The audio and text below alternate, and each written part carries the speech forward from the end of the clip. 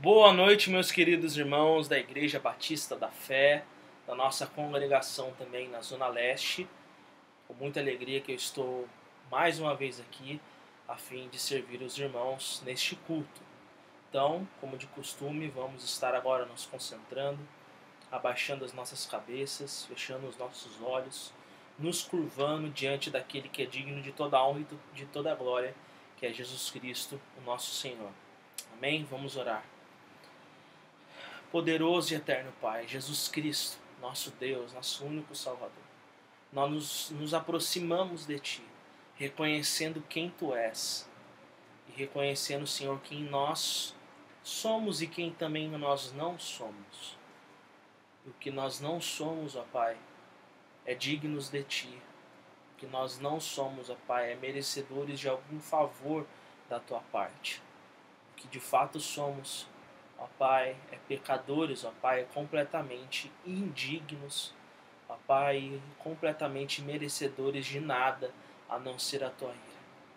Mas há também uma outra realidade a nosso respeito.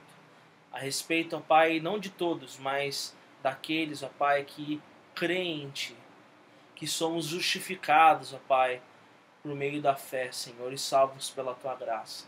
E é por isso que nós nos atrevemos a entrar na Tua presença e a buscar ao Senhor, ó Pai, e Te adorar, ó Pai, e orarmos a Ti, falarmos contigo e Te servir, ó Pai, porque nós fomos salvos pelo Senhor, porque nós recebemos da Tua parte algo que não nos é digno, ó Pai, e é por conta da dignidade do Teu Filho e da grandeza da obra do Teu Filho Jesus, é que nós podemos, ó Pai, sermos feitos os Teus filhos. Pai, que nós nunca nos esqueçamos dessa realidade, de que o Senhor, ó Pai, é justo, o Senhor é santo, ó Pai, e o Senhor se ira contra o pecado, e nós somos pecadores, ó Pai, mas, ó Pai, a Tua graça, ó Pai, nos alcançou, ó Pai, e fomos salvos por Ti, Senhor, e temos paz com o Senhor. Nós Te agradecemos pela realidade da nossa salvação. Essa é a nossa oração, ó Pai.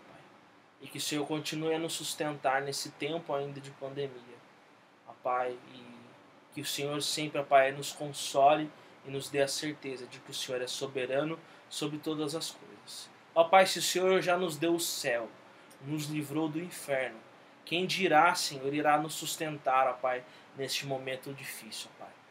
Essa é a nossa oração de reconhecimento e de agradecimento. E pedimos a Ti que o Senhor continue a nos sustentar e a nos manter, ó Pai, desejosos de adorar ao Senhor. Tanto, ó Pai, nesses cultos, nos cultos de domingo, de quarta-feira, tanto nesses nossos atos como igreja, mas também, Senhor, todos os dias da nossa vida. Ó Pai, em nome de Jesus, amém. Nós vamos cantar esse hino muito conhecido. Há várias versões a respeito dele. Depois eu vou estar postando. Eu enviei aí aos irmãos a letra para que nós possamos estar cantando a mesma letra, tá bom? O hino da maravilhosa graça de Jesus.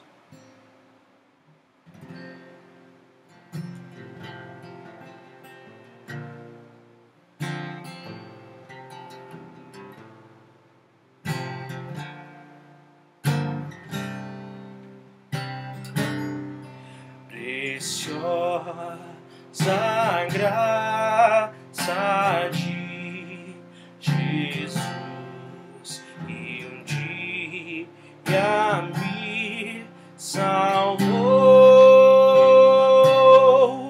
Perdido andei sem ver a luz, mas Cristo me encontrou.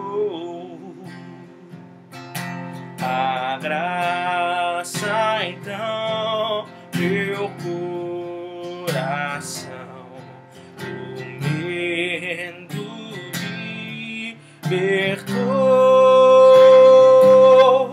Oh, quão preciosa salvação, a graça me ofertou.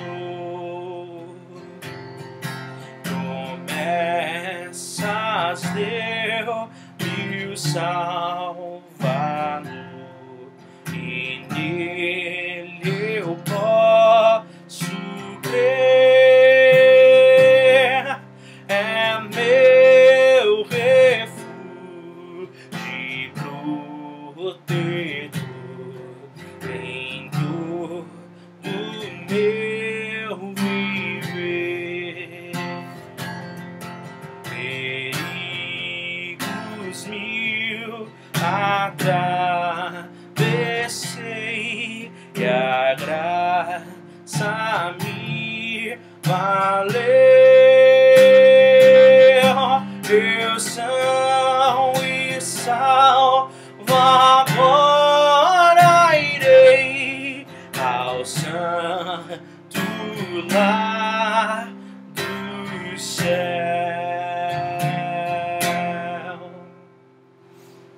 Amém.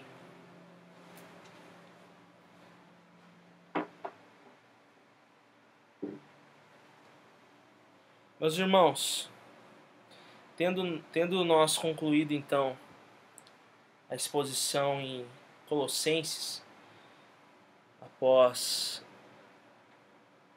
17 sermões, foi um desafio, gostei muito. Eu fui muito abençoado em poder estar, me aprofundando naquela pequena carta, tão pequena em caracteres, mas tão grande e profunda em teologia, em doutrina, em aplicações para a vida. Espero que os irmãos também tenham sido edificados.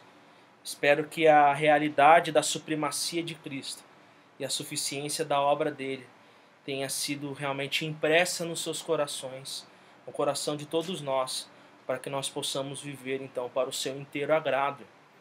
Era sobre isso, era sobre a supremacia de Cristo, sofismas, erros teológicos e as nossas imperfeições.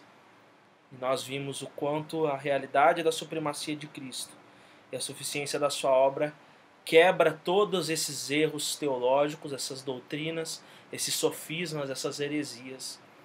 E ao mesmo tempo que ela vai de encontro contra esses falsos ensinos, ela também vai de encontro contra os nossos pecados. E também faz com que nós tenhamos recursos para nos despojarmos do velho homem, nos revestirmos do novo homem, da nossa nova realidade em Cristo, pois nós fomos ressuscitados com Cristo para uma nova vida. Espero que isso tenha sido realmente impresso dentro do seu coração. Que você tenha fogo, que você tenha motivação para poder viver para a glória de Deus, baseado na realidade de quem Jesus Cristo é. Ele é o nosso Deus, nosso Salvador. Então, meus irmãos, nós vamos prosseguir agora até o final do ano, até dezembro. Nós teremos um intervalo em janeiro, mas nós vamos prosseguir então com algumas pregações diversas, não seguindo uma sequência, uma série pré-estabelecida. E alguns tipos de pregações que eu gosto muito são pregações em livros pequenos da Bíblia, onde o esforço do pregador, do intérprete do pregador, é de sintetizar essa mensagem desse livro pequeno e conseguir passar ele realmente para os dias de hoje, de uma maneira bem vívida, de uma maneira que os ouvintes também recebam essa mensagem e tenham o mesmo impacto. O mesmo talvez seja um pouco de pretensão da parte de qualquer pregador, mas sabemos que o Espírito Santo ele é eficaz e ele pode transformar a vida daquele que ouve a palavra de Deus. Apesar dessas dificuldades que nós temos com a interpretação bíblica e com a explicação da mesma. E hoje eu gostaria de fazer uma exposição nesse pequeno livro, que é o menor livro da Bíblia. Não lembro agora se da Bíblia, mas pelo menos do Antigo Testamento, que é o livro de Obadias. Então abra na segunda página da sua Bíblia, lá no índice, e procure o livro de Obadias lá e abra-o. Ele fica entre Amós e Jonas. Obadias é um dos profetas menores do Antigo Testamento, profetas que lançavam profecias bem contundentes ante a realidade da sua época, quer ela seja antes do exílio, né? Profecias de alerta para que o povo não parasse de cometer os pecados que os levariam para o exílio, ou profecias também durante o exílio, ou profecias após o exílio, né? Então Obadias se encontra nesse contexto pós-exílio. Algumas pessoas, alguns intérpretes, vão defender uma data dessa profecia pré-exílica, né? Durante o reinado de Jeorão ou durante o reinado de Acás. Mas eu acredito, meus irmãos, que devido a ela ser tão vívida e mostrar muito a respeito de uma esperança após um período de destruição, pelo menos ela me causa essa impressão, um clima de desolação típico de uma situação de cativeiro. Eu acredito que ela seja algo que tenha acontecido logo após o exílio, né, ou durante o exílio, na queda de Jerusalém diante de Nabucodonosor. Então, após o exílio do Reino do Norte e logo no começo do exílio do Reino do Sul, né, durante a queda de Jerusalém diante de Nabucodonosor, que é algo que acontece ali por volta do ano 580 antes de Cristo, mais especificamente 585 antes de Cristo. Então eu acredito numa data mais nova para essa carta, né? Então nós percebemos, meus irmãos, que durante toda a história de Israel há uma inimizade entre Jacó e Esaú, né? Algo que perdurou por muitos séculos, e essa briga entre irmãos, na verdade, na realidade, ela era uma briga entre nações, algo com proporções nacionais. E é sobre isso que essa carta é, sobre o castigo de Edom e a esperança para Israel. Toda vez que você vê Edom na Bíblia, é um povo, é uma nação vizinha, que na verdade são os descendentes de Esaú. Já deve ser conhecido de todos a história de Jacó e Esaú, os filhos de Isaac e Rebeca, irmãos gêmeos que tiveram muitos problemas no relacionamento entre eles devido à preferência que Rebeca tinha por Jacó e a preferência que Isaac tinha por Esaú, né? Então esse problema familiar trouxeram alguns problemas entre eles, que na verdade é algo que já estava predeterminado, né, por Deus, na sua eleição, na sua sabedoria eterna, né, de que na verdade Jacó seria aquele escolhido por Deus, e dele descenderia então a nação de Israel pela qual viria o Messias, e Esaú seria então uma nação vassala, subserviente à nação de Israel. Então há essa briga entre esses dois irmãos, e há essa briga entre essas nações, e elas perduram durante muito tempo. Nós podemos ver tantas dificuldades que o povo de Israel teve ao longo da história, sendo citado. Edom foi muito criticada por vários profetas. Nós vemos profecias contra Edom em Amós, vemos profecias contra Edom em Ezequiel, por exemplo. E muitos problemas nós vemos logo no livro de Números e durante Crônicas e também Reis. Problemas que Israel teve, a nação de Israel teve com os edomitas, né? Então, assim como dito no meu posicionamento sobre a autoria, que ela é um livro logo após a queda de Jerusalém diante de Nabucodonosor, eu acredito que esse contexto em que essa profecia foi escrita é um contexto de desesperança e dor do cativeiro babilônico por conta de toda a desobediência do povo de Israel. O povo de Israel estava recebendo a disciplina prevista na aliança, porém podiam contar com toda a misericórdia também prevista na aliança. Independente da data que você optar por essa profecia, esse contexto da aliança ele é o mesmo. né? O contexto da aliança do Antigo Testamento, da aliança mosaica, era que, assim como o povo se afastava do Senhor e se entregava à idolatria, eles sofriam nas mãos das nações vizinhas, né? Deus usava as nações vizinhas para castigar o seu povo. Só que essas nações vizinhas eram nações ímpias, eram nações completamente impiedosas, e por mais que elas estejam sendo usadas por Deus para a disciplina de Israel, elas também possuem ao mesmo tempo responsabilidade dos excessos e das maldades que elas cometiam contra o povo de Israel. Então esse contexto de aliança faz com que o povo entre no pecado, sofra na mão de nações ímpias como os edomitas, mas que possam também contar com a esperança da aliança abraâmica que prometeu que de Abraão descenderia uma nação e essa nação seria estabelecida diante de Deus para sempre, né? E que ela seria governada por meio do descendente de Abraão, que é o Messias. Então, o propósito da profecia, embora Edom seja muito citado, o propósito da profecia é dar esperança ao povo de Israel. É encorajar os judeus para que eles voltassem a confiar no Deus da aliança. Pois apesar de estarem sofrendo as consequências da aliança, eles também podiam contar com a misericórdia da aliança, né? É uma carta que traz muitas informações a respeito da ira de Deus, né, contra o pecado, mostra esse caráter santo, justo e irado do Senhor contra o pecado de Edom, mas mostra também a graça e a misericórdia de Deus para com o povo de Israel. E a mensagem central desta carta, meus irmãos, dessa profecia, desculpa se eu falei carta anteriormente, é que Deus julgará e destruirá Edom e todos os inimigos do povo de Deus, e estabelecerá o seu reino conforme prometido a Jacó e a Davi. Então essa é a mensagem, que o julgamento de Edom e de todas as nações ele é certo.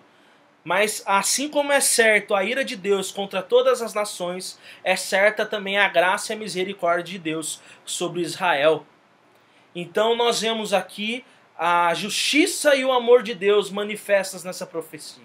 Nós vemos a ira e a misericórdia do Senhor manifestas na mesma profecia, né? Nós vemos dois povos pecadores, mas há um povo que recebe o castigo pelos seus pecados e há um outro povo que recebe justificação, recebe proteção, recebe salvação da parte de Deus por conta de ser um povo ao qual Deus tem uma aliança.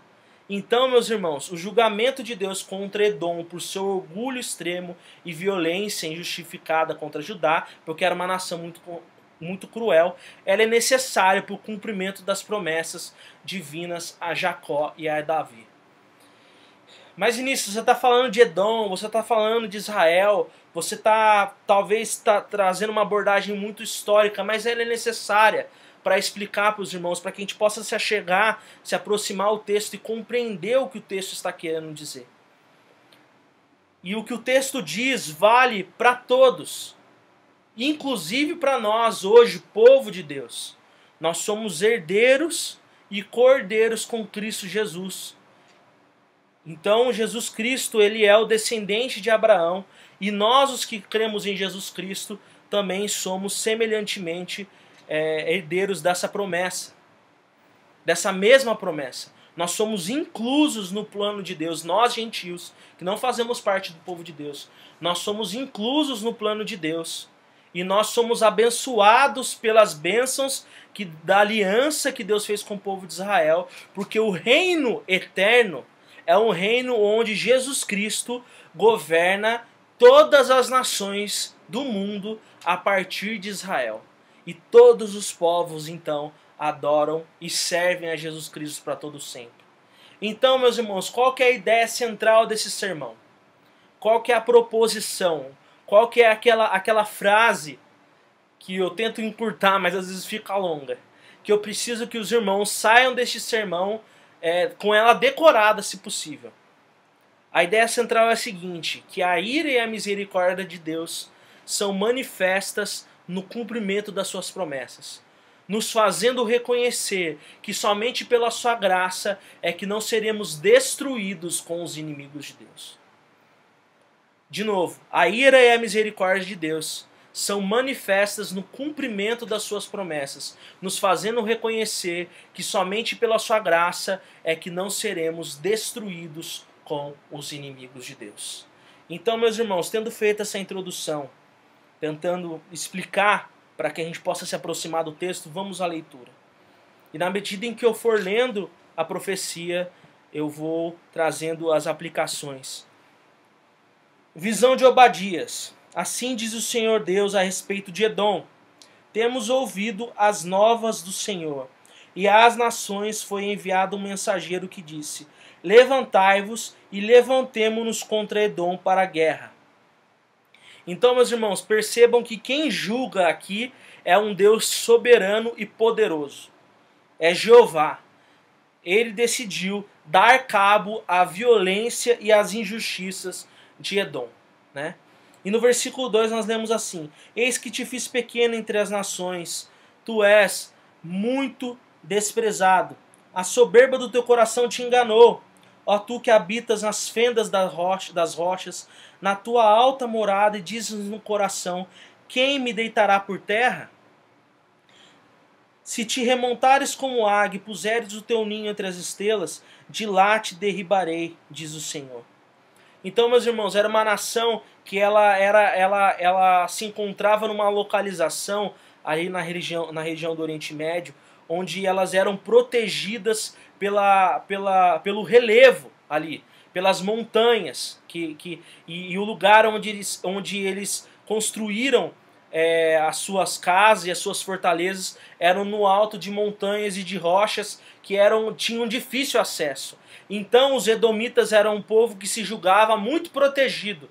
Era muito difícil atacar eles e ganhar deles, porque além do conhecimento de guerra que eles tinham e da sabedoria que eles também eram conhecidos de terem, de possuírem, eles tinham um posicionamento geográfico muito estratégico. Então eles se achavam muito seguros. Mas essa profecia, ela escancara que ninguém é tão poderoso como Deus. E que todo esse orgulho, esse sentimento de proteção, para Deus não são nada. Por mais que os edomitas se achassem muito poderosos e muito protegidos, por mais que eles se achassem intocáveis, eles não poderiam deter a ira de Deus. Então, no versículo 5 nós vimos: se viessem a ti ladrões ou roubadores de noite, como está destruídos? Não furtariam só o que lhes bastasse? Se a ti viessem os vindimadores, não deixariam pelo menos alguns cachos? Como foram rebuscados os bens de Esaú, como foram esquadrinhados os seus tesouros escondidos.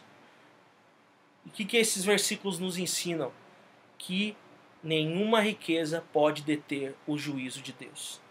Era um povo muito rico, era um povo de muitas posses, mas essas posses não poderiam deter o juízo de Deus.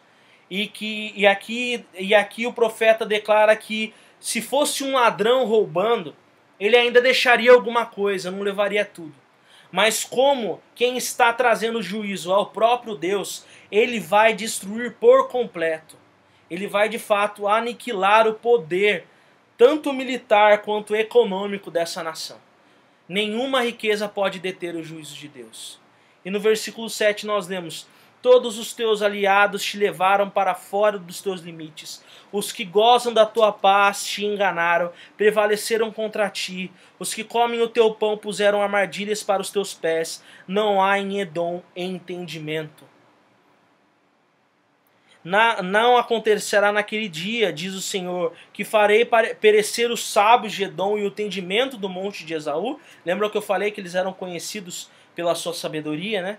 Os teus valentes, ó Temã, estarão atemorizados para que do monte de Esaú seja cada um exterminado pela matança.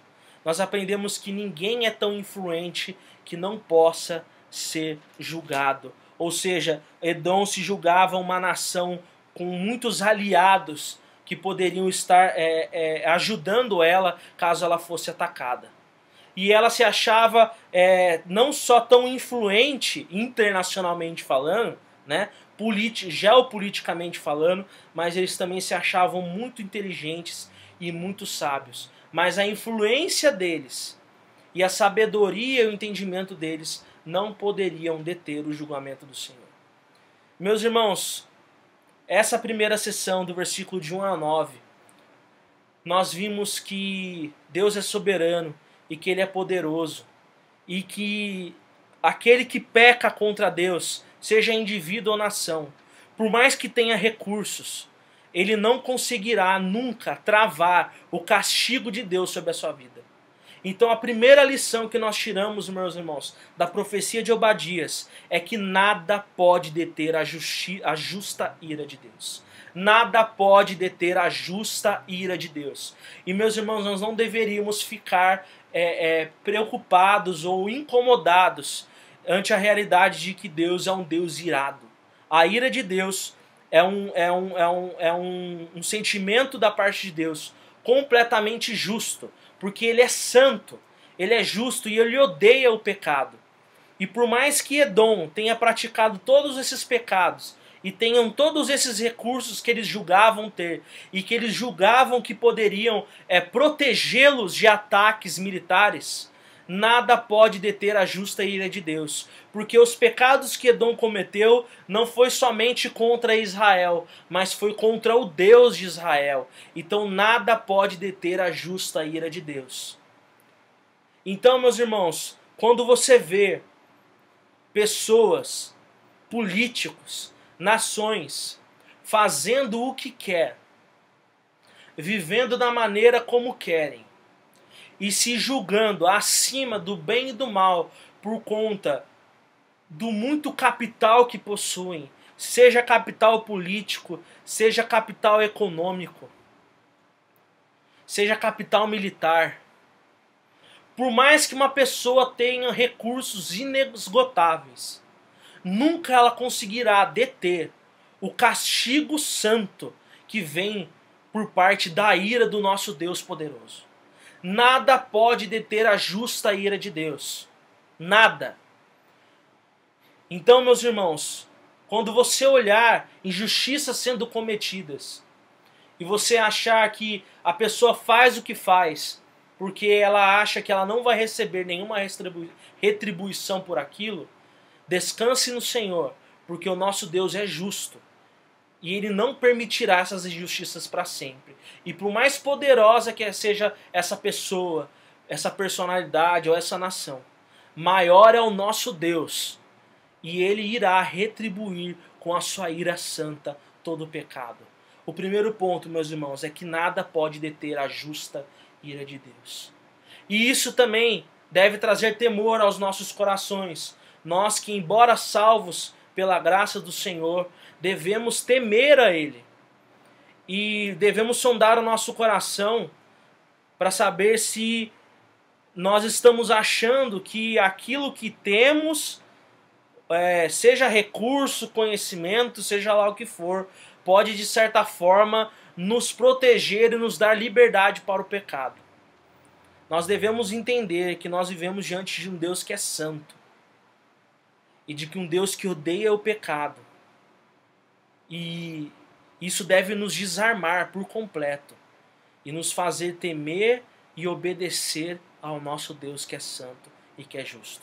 Nada, meus irmãos, nada pode deter a justa ira de Deus. E agora, meus irmãos, nós vamos para a segunda parte dessa profecia. São 4 partes. A partir do versículo 10 até o versículo 14. Por causa da violência feita a teu irmão Jacó, cobrir-te-á a vergonha e serás exterminado para sempre. No dia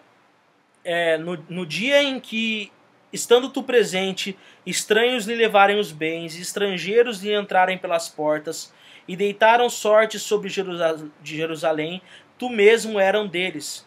Mas tu não devias ter olhado com prazer para o dia de teu irmão, o dia da sua calamidade, nem ter te alegrado sobre os filhos de Judá no dia da sua ruína, nem ter falado de boca cheia no dia da angústia. Não deverias ter entrado pela porta do meu povo no dia da sua calamidade. Tu não devias ter olhado com prazer para o seu mal no dia da sua calamidade, nem ter lançado mão nos seus bens no dia da sua calamidade. Não devias ter parado nas encruzilhadas para exterminares os que escapassem, nem ter entregado os que lhes restassem no dia da angústia. A nação edomita era uma nação que se aproveitava desses momentos de baixa espiritual de Israel. Que nesses momentos em que Israel começava a se distanciar de Deus e começavam a sofrer na mão de outras nações, os edomitas, ao invés de auxiliarem Israel, ao invés de se colocarem ao lado de Israel, eles ajudavam Israel a se afundar cada vez mais. Todo o mal que os edomitas cometeram contra Israel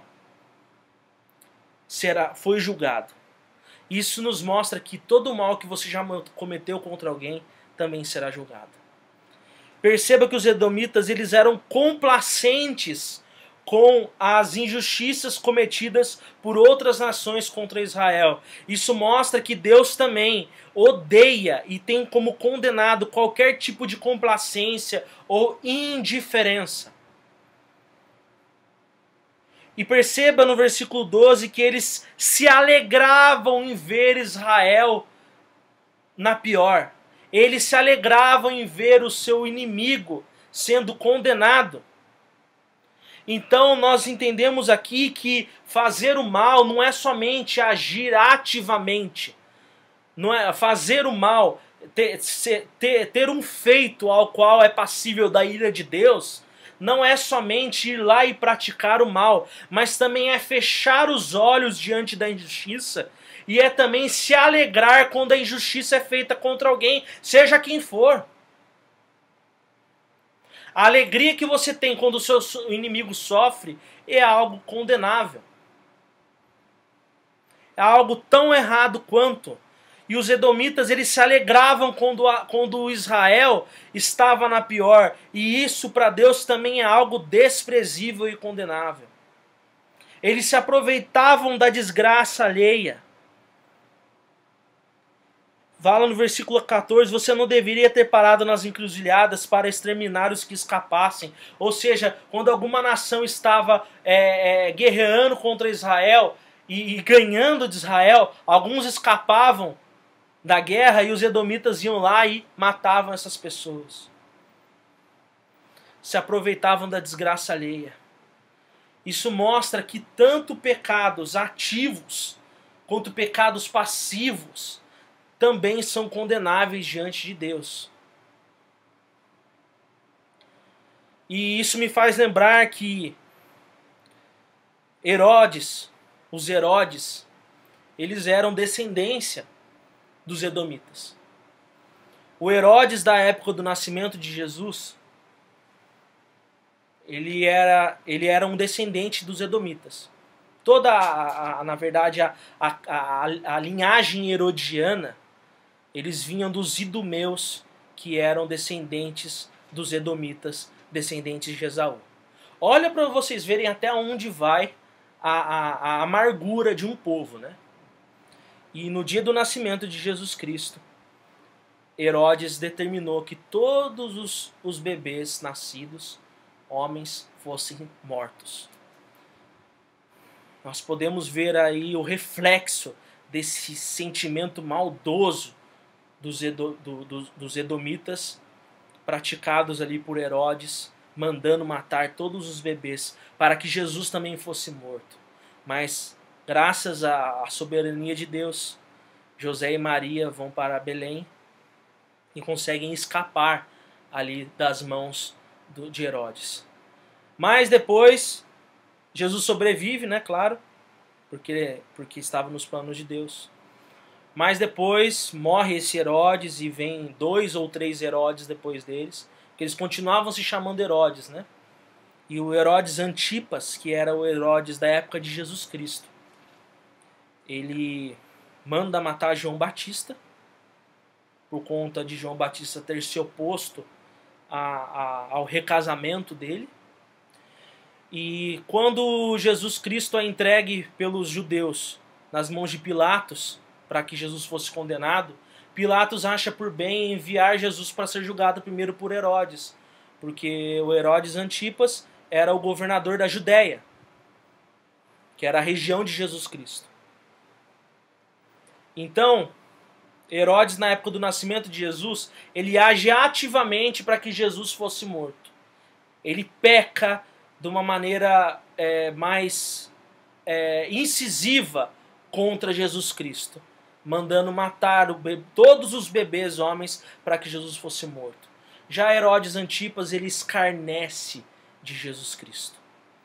Ele simplesmente zomba de Jesus Cristo e permite que o julgamento errado contra Jesus Cristo continuasse a acontecer, e Jesus volta depois à mão de Pôncio Pilatos, e ele começa a sofrer então toda a sua condenação ali. Então perceba que os edomitas, eles eram tanto aqueles que pegavam na espada para atingir Israel, quanto aqueles que gargalhavam diante da derrota de Israel. E isso se perdurou por muitos anos. E nós vemos então a linhagem herodiana mandando matar Jesus e depois escarnecendo da morte e do julgamento de Jesus. Olha até para vocês verem até onde vai a amargura, né, meus irmãos? Então, o que nós aprendemos nessa segunda parte? Que nenhum pecado passará despercebido ante a ira de Deus.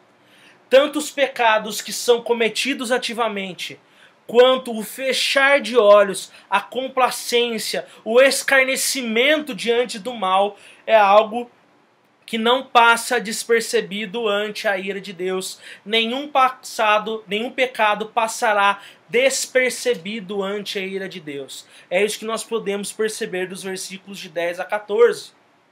Todo mal que você cometeu contra alguém será julgado. A sua complacência e a indiferença que você tem com as pessoas também é algo condenável. Quando você se alegra quando o seu inimigo sofre, é algo também condenável. E quando você se aproveita da desgraça alheia, isso é algo que Deus também odeia. Nenhum pecado passará despercebido ante a ira de Deus. Talvez você fala assim, eu não mato, eu não roubo, né? Eu não fumo, eu não bebo, eu sou um cidadão de bem. Mas se você dá risada da desgraça alheia, você dá risada quando o inimigo seu está na pior, quando alguém que fez o mal para você, por exemplo, está na pior, entenda que essa sua atitude de passividade em relação à desgraça dos outros também é algo condenável diante de Deus. Nenhum pecado passará despercebido ante a ira de Deus. Tanto os pecados que você comete quanto fora do corpo, quanto dentro do corpo.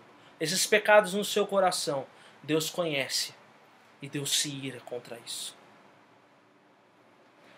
Versículos 15 e 16 nós podemos ler: porque o dia do Senhor está prestes a vir sobre todas as nações. Como tu fizestes, assim se fará contigo. O teu mal feito tornará sobre a tua cabeça.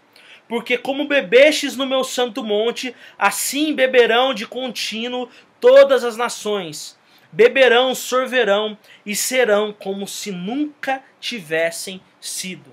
Meus irmãos, esse aqui é um aspecto muito comum nas profecias do Antigo Testamento. Elas tinham uma aplicação imediata, mas também elas tinham um caráter proléptico, ou seja, elas também olhavam para o futuro.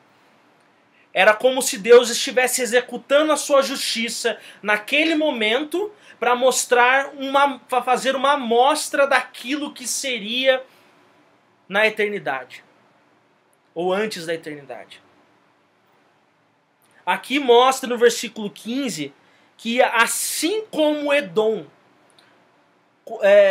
fez toda essa maldade, eles também vão receber toda a ira de Deus contra eles. Toda a maldade será retribuída. Ninguém escapará. E isso, meus irmãos, não é papo de Antigo Testamento. Nós não devemos nem ficar fazendo essa divisão. Ah, isso é coisa do Antigo Testamento. Não. Em Gálatas 6:7 fala o quê? Vamos abrir lá em Gálatas 6:7, por favor. Gálatas 6:7. Não vos enganeis, de Deus não se zomba, pois aquilo que o homem semear, isso também ceifará. Toda maldade será retribuída, ninguém escapará. De Deus não se zomba. E nós podemos ver no versículo 16 que as manifestações passadas da ira de Deus, da justa ira de Deus, era apenas uma amostra do que seria o terrível dia do Senhor. Ele fala, vocês beberam no meu santo monte, assim vocês beberão de contínuo, todas as nações beberão e sorverão, ou seja, beberão o que? A ira de Deus, e elas serão como se nunca tivessem sido. Essas manifestações da ira de Deus, era apenas uma amostra daquilo que haveria de vir. Edom, ela funciona como um arquétipo da ira de Deus sobre todas as nações. O que é um arquétipo? É uma amostra, como se fosse uma maquete, né? Então, meus irmãos, aqui a destruição de Edom prefigura a destruição que todas as nações sofrerão por terem desprezado o Santo de Israel, que é Jesus Cristo. Então, o que nós aprendemos nesses dois versículos? Que o passado dá como certo a manifestação futura da ira de Deus. Assim como Deus cumpriu as suas profecias e destruiu a nação de Edom, porque essa nação depois foi destruída. Né? Em 553, o rei Nabonido ele incendiou Edom, incendiou e tomou Edom. Depois, no ano 600, ela foi invadida por tribos árabes e foram expulsos da sua terra. Depois eles reaparecem, né? E eles reaparecem como os idumeus e como a linhagem herodiana, como eu disse agora há pouco, mas no ano 70 eles são destruídos pelo Império Romano de uma maneira completa. Então perceba que de fato Edom recebeu o castigo de Deus. E isso é a prova. Isso dá como certo que esse castigo que Deus tem reservado, o dia do Senhor, que está prestes a vir, será sobre todas as nações. Deus provou a sua soberania e a sua justiça contra as nações vizinhas de Israel, de maneira a provar que as profecias que ele tem em relação ao futuro, que diz lá em Apocalipse 20 e 21, que ele irá destruir todas as nações e jogarão todos os ímpios juntos com Satanás no lago de fogo e enxofre. E somente aqueles que estão em Cristo serão protegidos. Nós temos que ler isso com certeza, com absoluta certeza, porque o passado dá como certo a manifestação futura da ira de Deus. Ninguém escapará. Sabe por que ninguém escapará? Porque ninguém nunca escapou. Deus já provou que Ele é soberano e que Ele realmente pune toda a maldade. Então, talvez você esteja sentindo um pouco de pesar durante esse sermão, porque realmente são textos, profecias que falam a respeito do caráter santo de Deus e da ira dele. E isso é terrível, meus irmãos. Nós podemos falar com toda certeza que Deus ele é terrível. E quando nós vemos os pecados de Edom, nós não conseguimos ver que Israel é melhor que Edom. E também nós não conseguimos ver que nós somos melhores que Edom. O caráter santo de Deus mostra que, assim como o povo de Israel e nós, Igreja do Senhor, só podemos ter a salvação por causa da misericórdia de Deus. Todos esses pecados de orgulho, de violência, de autossuficiência, de se achar sábio, de achar que tem recursos, de achar que pode, de ser escarnecedor diante do inimigo, dificilmente nós nunca cometemos pelo menos um pecado desse. Então, como que nós poderemos escapar da ira de Deus? E é sobre isso que é o versículo 17 a 21. Há aqui uma conjunção adversativa, assim como acontece em Efésios 2, onde vai falando que nós somos, por natureza, filhos da ira, que nós estávamos mortos, mas Deus, na sua infinita misericórdia, Deus nos vida em Cristo Jesus. Há uma mudança de chave, há uma mudança na argumentação, onde parece que vai se abrindo o buraco, e quando a gente está prestes a cair no buraco e ir para o inferno, a graça de Deus vem e é revelada por meio das Escrituras, e fala assim no versículo 17, mas no Monte Sião haverá livramento. O monte será santo, e os da casa de Jacó possuirão as suas herdades. A casa de Jacó será fogo, e a casa de José chama, e a casa de Esaú restolho. Aqueles incendiarão a este e o consumirão, e ninguém mais restará da casa de Esaú, porque o Senhor falou. Os de Negueb possuirão o monte de Esaú, e os da planície aos filisteus. Possuirão também os campos de Efraim e os campos de Samaria, e Benjamim possuirá Gileade. Os cativeiros do exército dos filhos de Israel possuirão os cananeus até Sarepta, e os cativos de Jerusalém, que estão em Sefarade, possuirão as cidades do sul.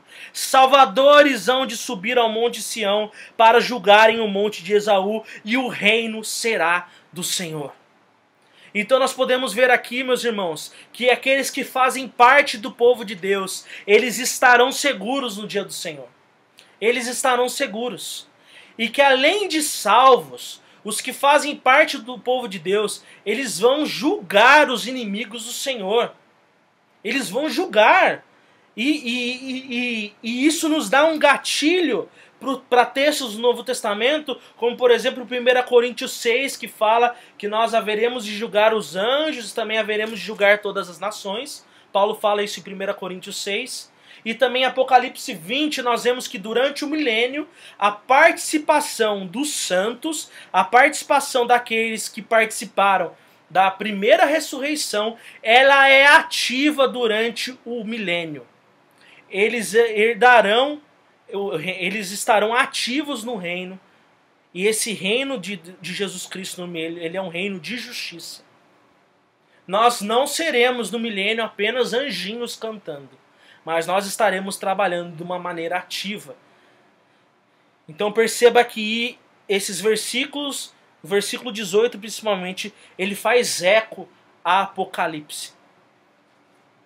Então, nos dizendo que aqueles que são salvos fazem parte do povo de Deus e haverão de julgar os inimigos do Senhor.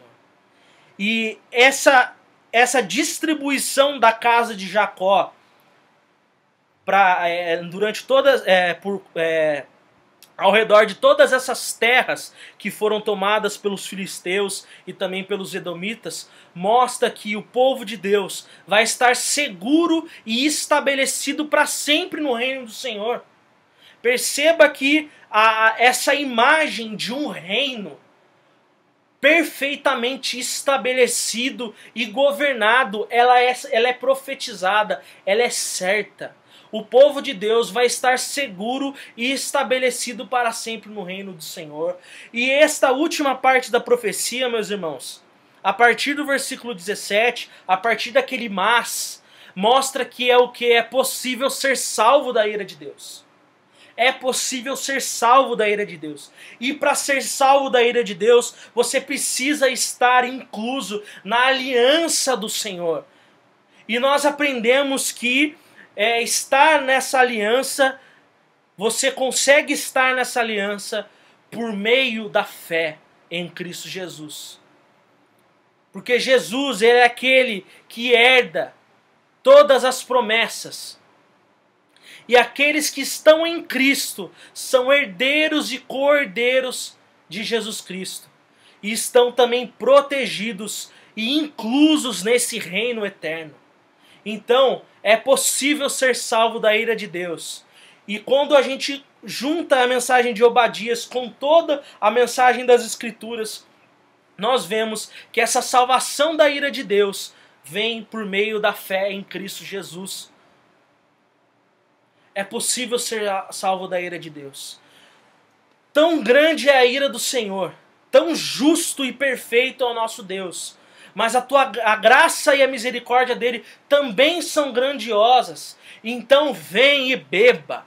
Beba da fonte de água viva que é Jesus Cristo. Converta-se, arrependa-se dos seus pecados e você habitará seguro no reino do Senhor, porque o reino será do Senhor. E todas essas injustiças que Edom cometeu e todas as outras nações cometeram, e todas essas injustiças que muitos cometem e muitas nações têm cometido, elas serão retribuídas pela justa ira de Deus. E você só poderá escapar se você estiver em Cristo Jesus. Jesus Cristo é a nossa esperança, é a nossa proteção. Meus irmãos, horrenda coisa é cair nas mãos do Deus vivo. Se não fosse Cristo Jesus, Deus seria o nosso pior inimigo. Olha como é terrível a ira do Senhor. E como Ele não deixa escapar um pecado.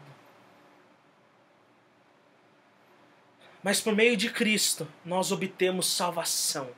Por meio de Cristo, nós podemos ser salvos da ira de Deus. E sabe por quê? Não é por uma simples preferência, não. Não é porque Deus simplesmente resolveu guardar o seu povo. É porque Jesus Cristo, Ele recebe na sua própria carne toda a ira de Deus que deveria ser contra mim e contra você. Ele foi transpassado pelas nossas transgressões e foi moído pelas nossas iniquidades. E o castigo que nos traz a paz estava sobre ele, e pelas suas pisaduras nós fomos sarados.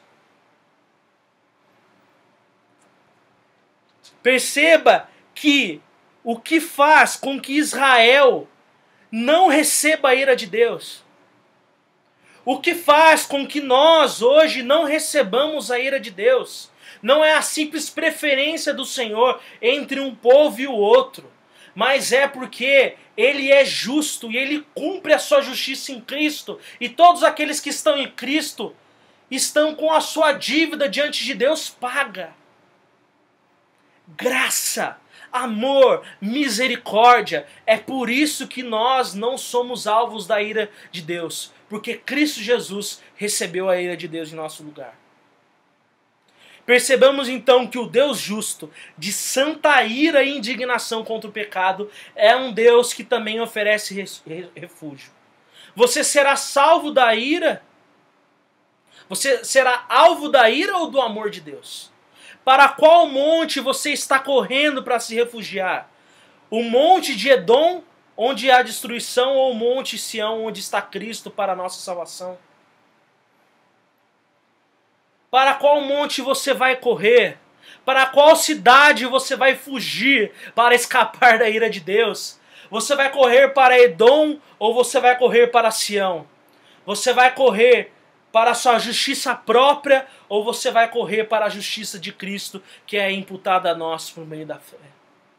Lembremos-nos do Evangelho, da graça de Cristo Jesus, de que Ele nasceu de uma virgem, viveu uma vida sem pecado, cumpriu toda a justiça, morreu na cruz pelos nossos pecados e ressuscitou ao terceiro dia para a nossa justificação.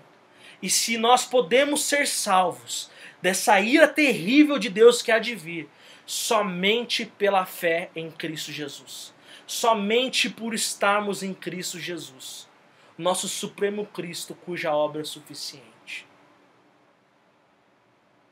Corra para o monte. Mas não corra para o monte de Edom. Corra para o monte de Sião. Seja alvo do amor de Deus e não da sua ira. Que Deus te abençoe. Vamos orar? Senhor nosso Deus e nosso eterno Pai, nós te damos graças, ó Pai, porque o Senhor não estaria nem um pouco errado em não nos salvar. O Senhor não estaria nem um pouco errado em permitir que nós recebêssemos todo o castigo que deveríamos sofrer. Mas o Senhor, ó Pai, é gracioso e misericordioso e nos deu a salvação em Cristo Jesus. Nós estamos protegidos no seu monte. Ó meu Deus, que isso venha gerar tremor e temor no coração dos meus irmãos. Se há alguém assistindo, ó Pai, que ainda não se entregou a Ti por completo, que ainda não confiou em Jesus Cristo para a salvação dos seus pecados, e ainda confia nos seus próprios recursos, ainda confia na sua própria inteligência, ainda confia na sua própria justiça, ainda age como um edomita. Ó meu Deus, quebranta esse coração. Que ele perceba que nada poderá deter a ira do Senhor, a não ser Jesus Cristo recebendo a ira do Senhor em nosso lugar.